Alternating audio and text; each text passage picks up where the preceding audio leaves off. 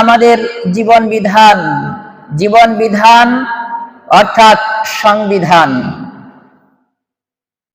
একটা দেশ পরিচালিত হবে কিভাবে, তার সংবিধান যেরকম রাষ্ট্রীয়ভাবে রচিত হয়, অনুরূপভাবে মানব জীবন কিভাবে পরিচালিত হবে, তার ব্যক্তি জীবন থেকে শুরু করে রাষ্ট্রীয় জীবন পর্যন্ত প্রত্যেকটা স্তরে কিভাবে চলবে সব কিছুর সমাধান দিয়েছে কে? আল্লাহ দিয়েছেন, সেটা কোরআনের মাধ্যমে। কোরআন, আল্লাহ রাব্বুল আলামিন যে আয়াতখানি তার আমি তেলাওয়াত করলাম, এই আয়াতের আলোকে আজকের আলোচনার বিষয় হলো পবিত্র কোরআনের সাথে রাজনীতির সম্পর্ক। আবার বলছি, পবিত্র কোরআনের সাথে রাজনীতির সম্পর্ক। আমরা দেখতে পাই দেশে বিদেশে বিভিন্ন জন যারা ইসলামী শাসন, ইসলামী রীতিনীতি, ইসলামের বিধান পছন্দ করে না, ওই মানুষগুলো মাঝে মাঝেই তাদের বলি উড়িয়ে বেড়ায় যে কোরআনের সাথে, ইসলামের সাথে রাজনীতির কোনো সম্পর্ক নাই, কোরআনের সাথে রাজনীতির সম্পর্ক নাই। এই কথা বললে তার ঈমান থাকবে? থাকবে না।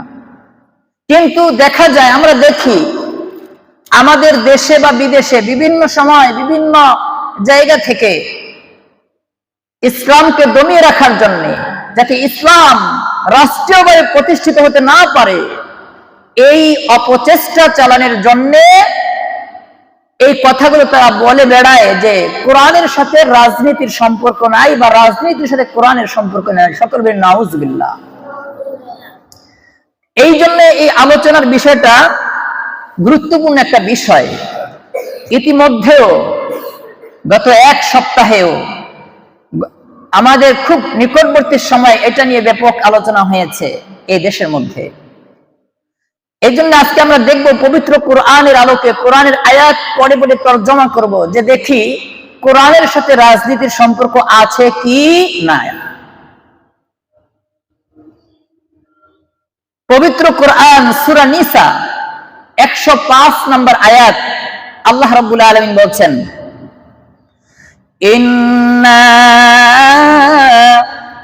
আনজালনা ইলাইকাল কিতাবা বিল হক।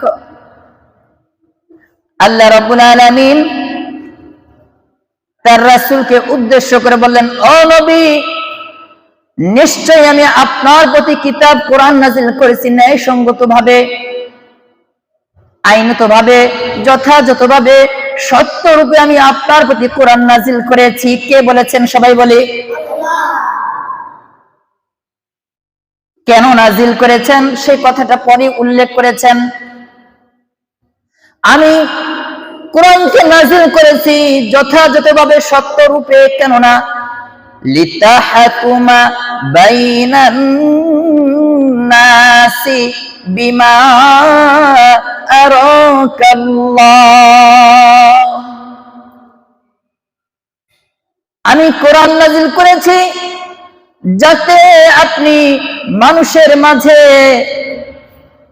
আমি যেভাবে পথ দেখিয়েছি, যেই পথ আপনাকে নির্দেশনা দিয়েছি, সেই পথ অনুযায়ী যেন এই কোরআন দিয়ে আপনি মানুষের মাঝে শাসন প্রতিষ্ঠা করেন। যদি বলি সুবহানাল্লাহ। সূরা নিসার 105 নম্বর আয়াত। সূরার নাম কি বলি সবাই? সূরা নিসা। সূরার নাম কি বলবো? তাহলে মনে থাকবে দলিলগুলো। সূরা নিসা আয়াত নম্বর 105। আয়াত নম্বর কত? আল্লাহ তাআলা বলছেন, ও নবী, আপনার প্রতি আমি কোরআন যথাযথভাবে সত্যরূপে নাযিল করেছি। কেননা যাতে আপনি মানুষের মাঝে আমার নির্দেশনা মোতাবেক শাসন প্রতিষ্ঠা করতে পারেন। সুবহানাল্লাহ। তাহলে এই শাসন কার্য এই কোরআন দিয়ে পরিচালিত করতে হবে, এটা বলেছেন কে? আল্লাহ। সূরা নিসা 105 নম্বর আয়াত। এখন কেউ যদি বলে যে কোরআনের সাথে রাজনীতির কোনো সম্পর্ক নাই, তার ঈমান থাকবে? কারণ সে এই আয়াতকে অস্বীকার করতেছে। আল্লাহ বলছেন আমি কোরআন নাজিল করেছি সত্য রূপে, এবং কেন নাজিল করেছি? যেন এই কোরআন দিয়ে মানুষের মাঝে শাসন কায়েম করতে পারে, যেন আল্লাহর এই জমিনে শাসন কায়েম করতে পারে, রাষ্ট্রের মধ্যে শাসন প্রতিষ্ঠা করতে পারে। এই কারণে আমি কোরআন নাজিল করেছি। আর আপনি বলবেন রাজনীতির সাথে কোরআনের সম্পর্ক নাই, আপনার তো ঈমানই চলে গেল। আপনার তো ঈমানই চলে গেল। তাহলে কেউ যদি বলে যে রাজনীতির সাথে কোরআনের সম্পর্ক নাই, কোরআনের সাথে রাজনীতির সম্পর্ক নাই, তার ঈমান থাকবে? কেন থাকবে না? কোরআনের আয়াতকে অস্বীকার করা হবে। আর একটি আয়াত আমি গত জুমায় আলোচনা করেছিলাম, সে আয়াতটি আবার পুনরাবৃত্তি করছি। লাকাদ আরসালনা রুসুলানা বিল বায়্যিনাতি ওয়া আনজালনা মাআহুমুল কিতাবা ওয়াল মিজান লিয়াকুমান নাসু বিল কিসত। আল্লাহ তাআলা বলেন, ও নবী, আল্লাহ তাআলা বলেন আমি অবশ্যই রাসূল প্রেরণ করেছি সুস্পষ্ট বিধানাবলী নিয়ে, এবং কিতাব নাজিল করেছি, মিজান নাজিল করেছি। কেন নাজিল করেছি জানোনি? আমি নাজিল করেছি কেননা যাতে মানুষের মাঝে এগুলোর মাধ্যমে ইনসাফ নেই, বিচার, সুশাসন প্রতিষ্ঠা করতে পারে। জোরে বলি সুবহানাল্লাহ। এটার দলিলটা মুখস্থ রাখি। সূরা হাদীদ, সূরার নাম কি? সূরা হাদীদের 25 নম্বর আয়াত। সবাই বলি সূরার নাম কি? সূরা হাদীদ, আয়াত নাম্বার কত? 25। আয়াত নাম্বার কত? 25। আল্লাহ তাআলা বলেন, ও নবী, যে আমি অবশ্যই রাসূল প্রেরণ করেছি সুস্পষ্ট বিধানাবলী নিয়ে, আর আমি কিতাব নাজিল করেছি, কোরআন নাজিল করেছি, মিজান নাজিল করেছি। কেননা যাতে করে এগুলোর মাধ্যমে মানুষের মাঝে সুশাসন, ইনসাফ প্রতিষ্ঠা করতে পারে। জোরে বলি সুবহানাল্লাহ। দলিল গেল কয়টা? দুইটা। কয়টা দলিল গেল? দুই সূরা থেকে দুইটা দলিল।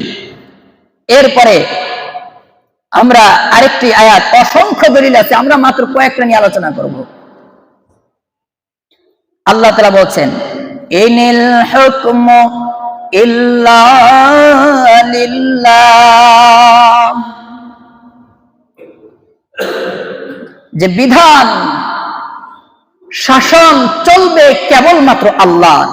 কার শাসন চলবে? আল্লাহ। কে বলেছেন? আল্লাহ নিজেই বলেছেন, ইনিল হুকমু ইল্লা লিল্লাহ, শাসন চলবে একমাত্র আল্লাহ। কার চলবে? আল্লাহ। আল্লাহ। এরপরে কি বলেছেন? আমারা আল্লাহ তা'বুদু ইল্লা ইয়্যা, শাসন চলবে, বিধান কায়েম করতে হবে একমাত্র আল্লাহর। আল্লাহর বিধানকে উপেক্ষা করে পৃথিবীর কোন মানুষ যদি আইন রচনা করে, ওই আইন আল্লাহর কাছে গ্রহণযোগ্য না। আল্লাহর বিধানকে উপেক্ষা করে কেউ যদি নিজেদের মতো সমাজ পরিচালনা করে, রাষ্ট্র পরিচালনা করে, দেশ শাসন করে, পরিবার শাসন করে, নিজে চলে নিজের নিয়ম মতো, আল্লাহর বিধানকে উপেক্ষা করে, তাহলে ওইটা আল্লাহর কাছে কখনোই গ্রহণযোগ্য হবে না। আল্লাহর কাছে গ্রহণযোগ্য হতে হলে আল্লাহ যেভাবে বলেছেন সেইভাবেই করতে হবে। আল্লাহ তাআলা নির্দেশনা দিচ্ছেন, ইনিল হুকমু ইল্লা লিল্লাহ, আইন চলবে একমাত্র আল্লাহর। আইন চলবে কার? আল্লাহ। আমারা আল্লাহ তা'বুদু ইল্লা ইয়্যা, আর আল্লাহ তাআলা নির্দেশ দিচ্ছেন আল্লাহ ছাড়া এই জমিনে আর কারো ইবাদত করা যাবে না। কে নির্দেশনা দিয়েছেন? আল্লাহ। আমারা আল্লাহ তা'বুদু ইল্লা ইয়্যা, আল্লাহ তাআলা বলছেন, আল্লাহ তাআলা নির্দেশ দিচ্ছেন, আল্লাহ তাআলা আমাদেরকে আদেশ দিয়েছেন। কি ব্যাপারে আদেশ দিয়েছেন? যে আল্লাহ ছাড়া আর কারো ইবাদত করা যাবে না। যালিকাদ দীনুল কাইয়্যিম, আর এই যে বিধান দিলাম আমি যে তোমাদের জন্য একটি দিন দিলাম, জীবন বিধান দিলাম, এটাই হলো সত্য, সঠিক, ন্যায় সঙ্গত জীবন বিধান। এরপরে আরো যত জীবন বিধান আছে এগুলো মিথ্যা বানোয়াট, এগুলো কোনো কিছু আল্লাহর কাছে গ্রহণযোগ্য না। আল্লাহর কাছে গ্রহণযোগ্য হবে শুধুমাত্র দ্বীন ইসলাম। কোনটা গ্রহণযোগ্য হবে? যালিকাদ দীনুল কাইয়্যিম, যে আমি যে এই যে নির্দেশনা দিলাম, দিন বিধান শাসন চলবে একমাত্র আল্লাহর, আইন চলবে একমাত্র আল্লাহর, তার ছাড়া আর কারো ইবাদত করা যাবে না, দাসত্ব করা যাবে না। এই কথাটা যে এই যে বিধানটা আল্লাহ দিলেন, আল্লাহ বলেন এই বিধান হলো সুপ্রতিষ্ঠিত, ন্যায় সঙ্গত।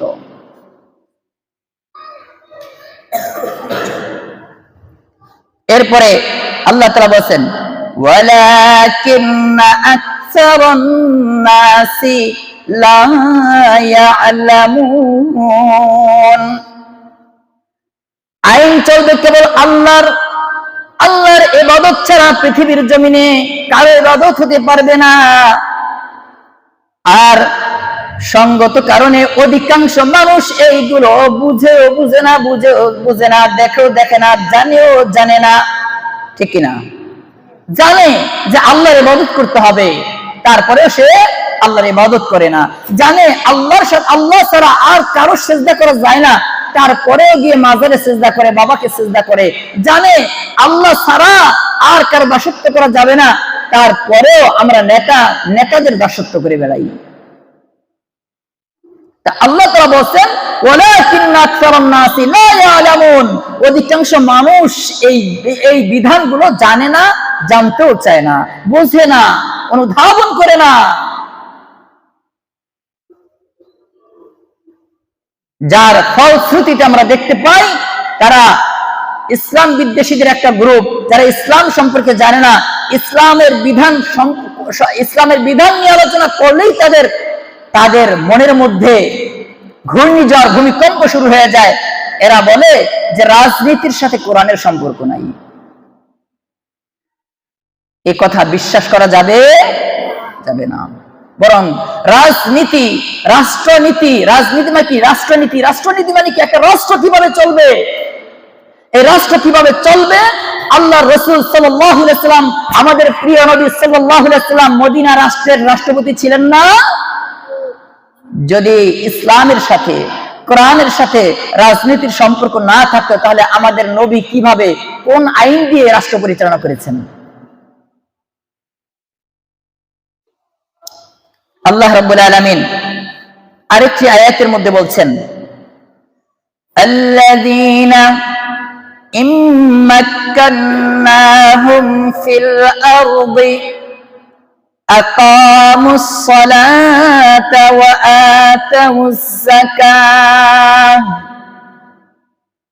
আল্লাহ রাব্বুল আলামিন ঘোষণা করলেন ওই মানুষগুলো তো তারাই যাদেরকে ক্ষমতা দেওয়ার পরে, যাদেরকে এই পৃথিবীর রাজত্ব দিলে, রাষ্ট্রের রাজত্ব দিলে, রাষ্ট্র ক্ষমতা দিলে, আকামুস সালাতা, তারা আল্লাহর বিধান হিসেবে নামাজ প্রতিষ্ঠা করবে। কি প্রতিষ্ঠা করবে বলেন? নামাজ প্রতিষ্ঠা করবে। কারা? যারা মুমিনরা যখন রাষ্ট্র ক্ষমতায় যায়, আল্লাহ বলেন যখন মুমিনদেরকে আমি রাষ্ট্র ক্ষমতা দিব, তখন তারা রাষ্ট্র ক্ষমতায় গিয়ে তাদের দায়িত্ব হলো 1 নম্বরে নামাজ প্রতিষ্ঠা করা। 1 নম্বরে কি? নামাজ কায়েম করা, নামাজ। তো আমরা আমাদের এই শাসন ক্ষমতা যারা যাবে তারা নামাজ কায়েম করবে রাষ্ট্রীয়ভাবে, এটা দূরের কথা, এরা নিজেই তো জীবনে নামাজ পড়ে না। এদের দোষ কি? এদেরকে তো আমরাই নির্বাচন করি, আমরাই ভোট দেই। আমরা ভোট দেই এমন মানুষদেরকে যে জীবনে মসজিদ চিনে না। আমরা ভোট দেই এমন মানুষদেরকে যে নির্বাচনের সময় 5,000 10,000 টাকা আমার পকেটে ঢুকিয়ে দিতে পারবে, কিন্তু ইনসাফ দেখি না কাকে মেম্বার বানানো দরকার, কাকে চেয়ারম্যান বানানো দরকার, কাকে এমপি বানানো দরকার, কাকে সরকার বানানো দরকার, এটা একবার ভেবে দেখি না। কে মেম্বার হলে, কে চেয়ারম্যান হলে, কে এমপি হলে, মন্ত্রী হলে আমার পকেট ভরবে, এই চিন্তা আমরা করি। যার ফলে কোন নামাজি ব্যক্তিকে আমরা শাসন ক্ষমতায় পাই না, যার ফলে এই রাষ্ট্র, এই দেশ, শুধু আমাদের এই দেশ না, পৃথিবীর অধিকাংশ দেশগুলো আজ ইসলামের শাসনের বিরুদ্ধে, শুধুমাত্র এই মানুষের স্বভাবের কারণে। আমাদের স্বভাব পচে নষ্ট হয়ে এমন ভাবে বিগলিত হয়ে গেছে, এখন আমরা শুধরাতে চাইলেও শুধরাতে পারি না, আমাদেরকে কোনো কিছু আর পরিশুদ্ধ করতে পারে না। আমরা এখন দুনিয়ার মোহে ব্যাকুল হয়ে গেছি। আমরা কোরআনের আইন যে দরকার, নিজেদের মুসলিম, আল্লাহর কাছে গিয়ে যে আমি উপস্থাপন করবো, আল্লাহ দুনিয়াতে থাকতে আমি পেরেছি বা না পেরেছি, আমি কোরআনের পক্ষে একটা ভোট দিয়েছি, নামাজিওয়ালার পক্ষে একটা ভোট দিয়েছি। যে ব্যক্তি নামাজ প্রতিষ্ঠা করবে, ইসলামী শাসন প্রতিষ্ঠা করবে, যেই ব্যক্তি একটা সমাজ ন্যায় বিচার প্রতিষ্ঠা করবে, একটা সমাজ থেকে সুদ ঘুষ দূর করবে, একটা সমাজে যারা জালেম জুলুম করে তাদের বিরুদ্ধে লড়াই করবে, ওই ব্যক্তিদেরকে আমি নির্বাচন করার চেষ্টা করেছি। আমি পেরেছি আর না পেরেছি, সে নির্বাচিত হয় নাই, কিন্তু আমি চেষ্টা করেছি। আল্লাহর কাছে অন্তত এতটুকু বলতে পারবো যদি আমরা চেষ্টা করি। আর যদি আমরা এই চেষ্টাটুকু আমাদের মধ্য থেকে না করতে পারি, আল্লাহর কাছে ধরা পড়ে যাব কিয়ামতের ময়দানে, যেদিন আর কোনো উপায় থাকবে না। আল্লাহ রাব্বুল আলামিন যেদিন আমাদেরকে ধরবেন, আমরা কি জবাব দিব? জবাব কোনো থাকবে না। এই কারণে আমাদেরকে দুনিয়ার জীবনটা সুন্দরভাবে করতে হবে, কোরআনের আলোকে আলোকিত করতে হবে।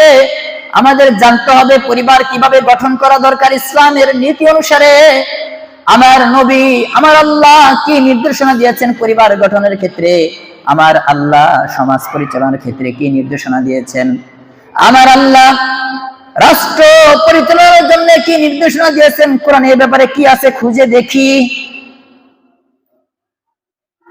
প্রত্যেকটা বিষয় যখন আমরা আমাদের করা প্রয়োজন, তখন আমরা আগে দেখা উচিত আমাদের যে কোরআন কি বলেছে, রাসূলের হাদিসে কি আছে, এই বিষয়গুলো আমরা খুঁজে দেখা প্রয়োজন।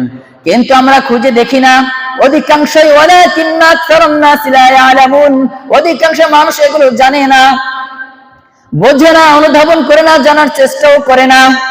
এই কারণে সমাজের অধঃপতনে আমার ভাই, আমার আপনজন জুলমে নিপীড়িত হচ্ছে, তারপরে আমি জুলুমকারীদের পক্ষে কথা বলি। এইভাবে সমাজে আছে কি নাই বলি? আল্লাহ রাব্বুল আলামিন বলেন, যদি এই মুমিনরা, যদি ঈমানদাররা রাষ্ট্র পরিচালনা করে, তখন এক নম্বর তাদের স্বভাব প্রকাশিত হবে আকামুস সালাহ, নামাজ কায়েম করা। দুই নম্বর কাজ হবে ওয়া আতাউজ যাকাত, যাকাতের বিধান, যাকাত জারি করা, রাষ্ট্রীয়ভাবে যাকাত প্রতিষ্ঠা করা, প্রত্যেকটা মুসলমানের জন্য যাকাতকে অবধারিত করা। যাকাত যদি আজকে এই দেশে প্রতিষ্ঠিত থাকতো, খেয়াল করবেন সবাই, কথা না বলি, যাকাত যদি এই দেশে প্রতিষ্ঠিত থাকতো, আজ এই বাংলাদেশের একটা মানুষ এক বেলা না খেয়ে থাকতো না, একটা গরিব মানুষ খুঁজে পাওয়া যেত না, যদি যাকাত প্রতিষ্ঠিত থাকতো এই দেশে। যদি বিশ্বাস না হয়, একবার এই 54 বছর প্রায় তো বিভিন্ন দলকে ভোট দিলেন, একবার শুধু ইসলামী একটা দল আনিয়ে দেখেন, যদি বিশ্বাস না হয়। আর চেষ্টা করেন যে যেই দল এসে যাকাত প্রতিষ্ঠা করবে, নামাজ কায়েম করবে, ওই দলকে টার্গেট নেন, একবার শুধু সুযোগ দেন, দেখেন দেশের অবস্থা কি হয়। যাকাত যদি প্রতিষ্ঠিত হতো, আজকে যেই ব্যক্তি 100 কোটি টাকার মালিক, তার যাকাত কয় টাকা? যাকাত যদি প্রত্যেকটা ধনী ব্যক্তি যাকাত দিত, প্রত্যেকটা এলাকায় একজন গরিব মানুষ খুঁজে পাওয়া যেত না। যাকাতের এত বেশি গুরুত্ব। এই জন্য আল্লাহ রাব্বুল আলামিন বলেছেন, ওই মুমিনরা যখন রাষ্ট্র ক্ষমতায় যাবে, তখন নামাজ কায়েম করবে, এরপরই বলেছেন যাকাত প্রতিষ্ঠা করবে। ওয়া আমারু বিল মা'রুফি ওয়া নাহাউ আনিল মুনকার, আর এরা যে সৎ কাজে আদেশ করবে, অসৎ কাজে নিষেধ করবে। সৎ কাজ, যে কোনো অন্যায় কাজ থাকলে বাধা দিবে। কিন্তু আমি নেতা, আমার অধীনে, আমাকে জানি আমার দলের কর্মী গিয়ে আরেকজনের দোকান লুট করে, চাঁদা তোলে। অথচ কোরআন বলছে এরা শাসন ক্ষমতায় গেলে এদের দায়িত্ব হলো এরা অসৎ কাজ থেকে বিরত রাখবে। আর আমরা অসৎ কাজ দেখে কি সহায়তা করি, আর পকেট ভাগলই যে তুমি করো, সমস্যা নাই, আমাকে অর্ধেক দিও। আমাদের নেতাদের হলো এই অবস্থা। এরপরে আল্লাহ তাআলা আরেকটি আয়াতে বলছেন, যেটা আমরা খুতবায় বলে থাকি, ইন্নাল্লাহা ইয়া'মুরু বিল আদল, নিশ্চয় আল্লাহ রাব্বুল আলামিন আদেশ করেছেন, নির্দেশ দিয়েছেন ন্যায় বিচার প্রতিষ্ঠা করার জন্য। দলিলের অভাব নাই কোরআনের মধ্যে, অথচ আমরা কিভাবে বলে ফেলি যে কোরআনের সাথে কোনো রাজনীতির সম্পর্ক নাই। কত বড় কপল পড়া হলে এই ধরনের কথা বলতে পারে? অভাব নাই, স্পষ্ট কথা, দলিলের কোনো অভাব নাই কোরআনের। কোরআনকে অস্বীকার করে।